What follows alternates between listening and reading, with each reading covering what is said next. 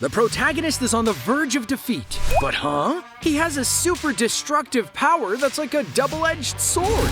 Abilities with serious consequences for the user. Why not make a list out of some of the most forbidden powers in anime? Like, these guys really shouldn't be using them.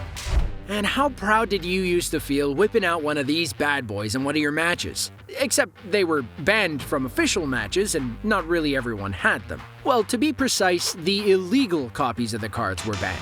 Later, they made legal copies of the cards which were allowed to be used in tournaments, and of course, they were significantly less powerful than how they were portrayed in the anime. These cards were originally created by Maximilian Pegasus, and his crew was attacked while making them because he was poking a hornet's nest of great Egyptian powers. Now, even though his crew escaped the making of these cards, because they were wounded, Pegasus still continued like a mad scientist, only to be later attacked. And locking them up for being too dangerous, he figured they couldn't be mass-produced. And so there they stayed in Pharaoh's tomb. Obelisk the Tormentor, the Winged Dragon of Ra, and Slifer the Sky Dragon. But, of course, there will be those who would seek to get their hands on cards as powerful as these because they can even grant one the title of Dual King.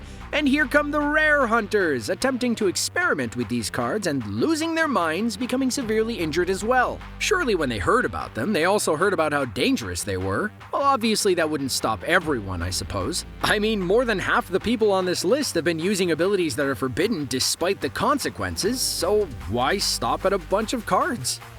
The Curse series weapons all have abilities that are like curses with huge drawbacks, inflicting serious damage on the user along with a curse. None of the users of these weapons are supposed to be using this forbidden form. But then there's our protagonist, swinging it around like nobody's business. Good for him, I guess. The shield grows more powerful with Naofumi's negative emotions, mostly those of anger and sadness that we've seen so far. And there are many abilities that the Wrath Shield can grant him. Depending on the one he uses, he has to face the consequences for it, usually resulting in wounds. The Blood Sacrifice, for example, or the Demon Dragon ability, both of which take a heavy toll on the user and inflict a curse. Different abilities granted by this shield inflict different kinds of trauma onto the user, but also anytime the shield is used, the mind degrades, so it really isn't something Naofumi should be using, but I guess he's made it this far. Now this is going to be another type of ability messing with the souls of the dead on this list, because we have quite a bit. No wonder they're forbidden. It's forbidden! Noad Nephesh is actually a reincarnation ability though, with the caster being able to suspend the target's soul or the soul of their own. I mean a dead soul though, like they suspend a soul that's about to leave into the afterlife sort of thing, and then the soul can be revived several hundred years later. This ability can be handy in some ways, in order to save a great hero, or it could fall into the wrong hands and revive some kind of demon. You never know with these things. This ability also requires a huge amount of magic and a vessel to support the souls. But the caster can even suspend more than one soul at a time. In the anime, we see an example of this spell being used when a whole dead tribe of elves is revived and returned back into existence. Man, they're gonna be so confused. I'm confused! I'm confused right now, G. But again, because this ability messes with the afterlife, the natural flow of things, and could be used for the wrong purposes, it goes on this list as a forbidden ability. And, well, because of the fact that it's literally also forbidden in the anime itself. But hey, when has that ever stopped anyone? Aluka and Nanika, two bearers of this ability in the body of one, Aluka.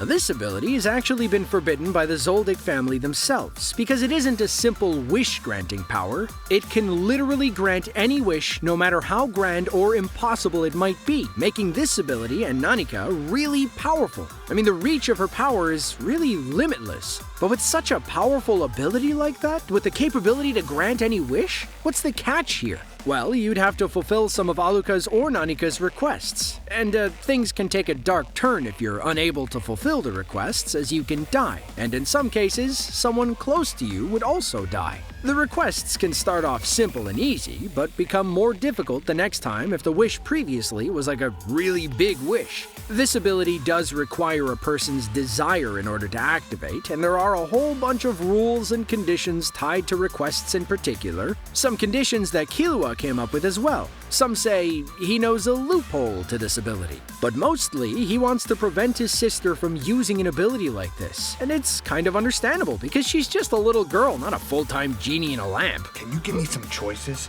Because I really don't want to mess up on this list. Damn it, Kevin, come on. In the anime, we've seen monstrous displays of Alucard's strength. The entire anime, in fact, is full of really overpowered and cool characters, but of course, Alucard takes the ticket for being the deadliest of them all. There were moments in the anime where we would see Alucard requesting permission from his master to use different levels of strength, and all of them were scarier than the previous ones he would use. For a being such as him, who's literally walked the earth for thousands of years, he cannot be let loose and is kept under strict supervision, by his own will. So, what happens when he unlocks the lowest level of power? Not even level 1, but level 0. Well, we did see an example of this with his familiar control ability at level 0. It was definitely insane. He literally unleashed a whole army of undead upon the world and managed to kill half of humanity. Well, no, that's a bit of an exaggeration, but let's say he did kill a really significant number of people. So, now that we know all of this, it makes complete sense why he's kept under such a watchful eye and why level 0 is so destructive. Because it literally is, and it's super cool. If only we could just see more of it.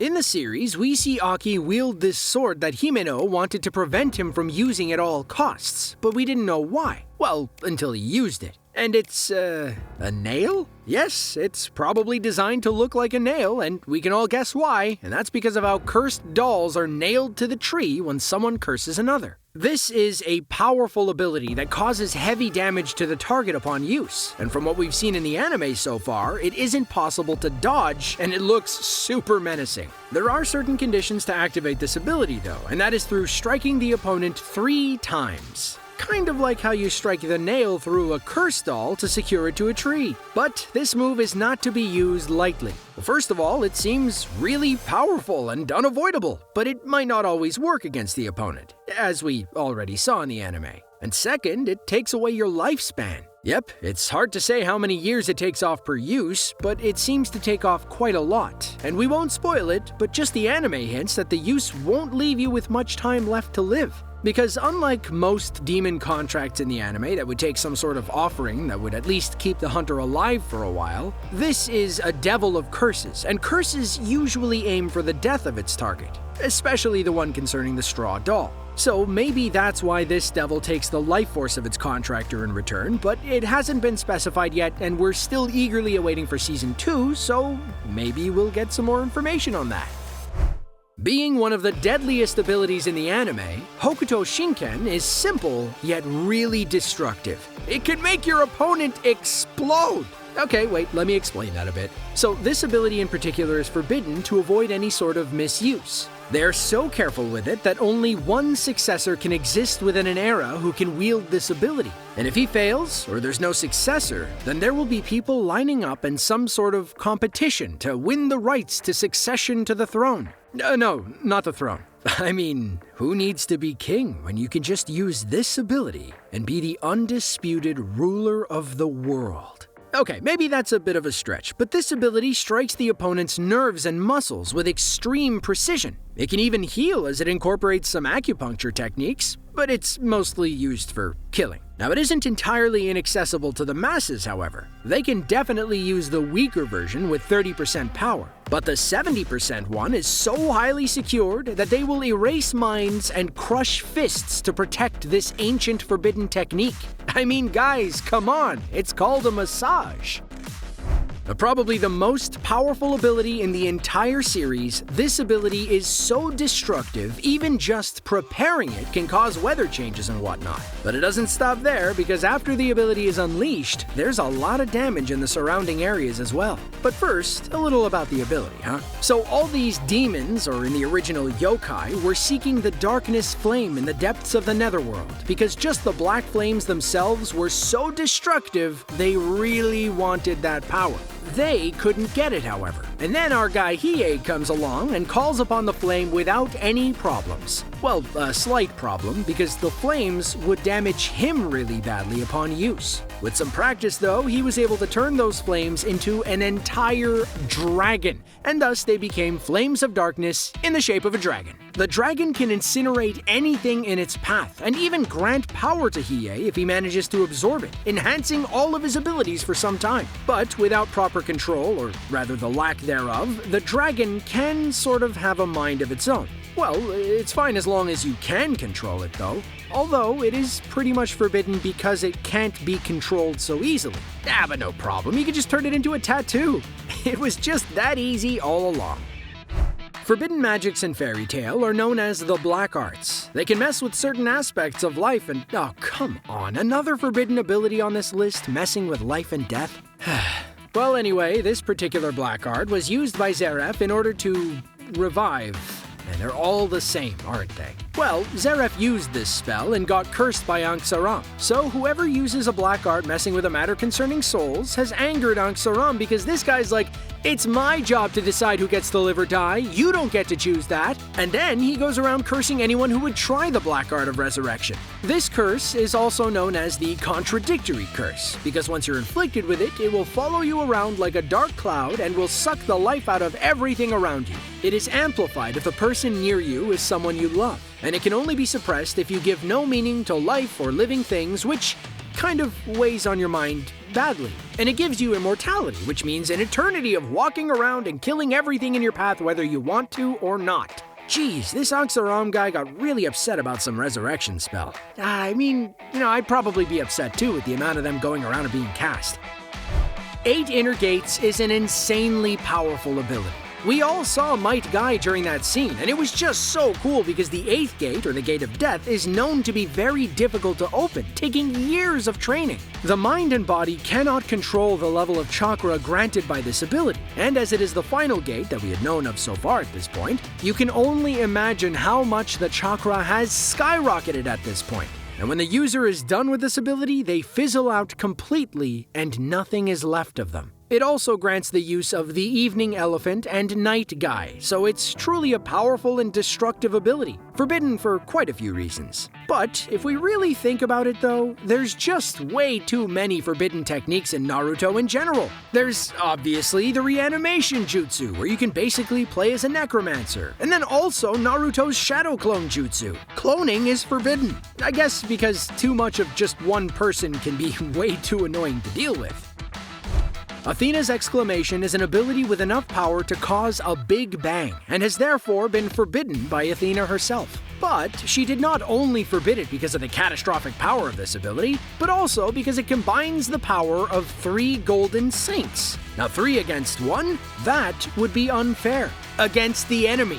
And because fighting 3 against 1 would be so dishonorable, whoever uses this ability will lose their saintly status. But who cares? Because this ability has already been used twice so far, from what we know. So clearly, some characters really don't care. I mean, it does get the job done, doesn't it? Actually, it doesn't make sense for some of these abilities to be forbidden in the first place because the Bronze Saints were able to stop this power. Sure, it is definitely destructive, but it can be stopped, so why forbid it?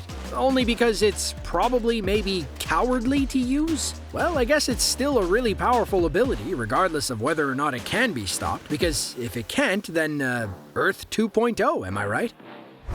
This ability truly has really destructive power, and we mean it this time. This is an original spell created by Lena Inverse during her younger years, and when she first tested it out near a large body of water, she probably underestimated its power because she turned that area into deadly waters, and it is said that nothing can live or grow there. She just single-handedly caused an environmental disaster. This ability is forbidden not only for being a really powerful spell that could destroy, well, a lot, but it could possibly also destroy the entire world.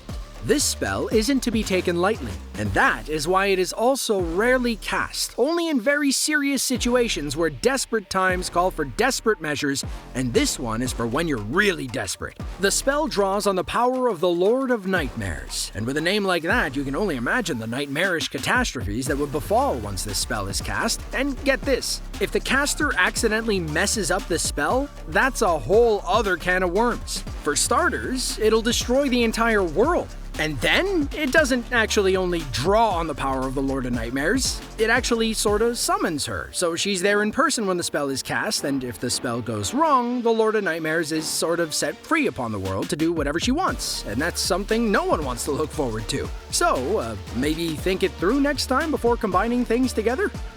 And now for our number 1. We all remember Edward and Alphonse's failed attempt to try and bring their mother back to life. Human transmutation is a forbidden form of alchemy in the series because it plays with the souls of the dead, and no human can be granted such power. Plus, after someone has died, they're sent into the afterlife, like the natural flow of things. So after that's done, you cannot recall a soul back. But that's not all. What would be equivalent to a soul? Now, if we guess that the equivalent of a soul is another soul, that still wouldn't mean much, because already the soul of whoever's body anyone is trying to revive has already passed on. It is a forbidden technique for a reason. For starters, it doesn't even work, and to top things off, you would also lose parts of yourself like limbs, organs, or even your entire body. And then, if that wasn't terrible already, the result is completely messed up. Yeah, we remember what hauntingly became of their mother, and it's just very sad. Now, we're sure we added most of the abilities that we could think of, but there's just so many anime out there, we probably missed quite a few. So, let us know in the comments, like and subscribe for more videos just like this, and thanks for watching.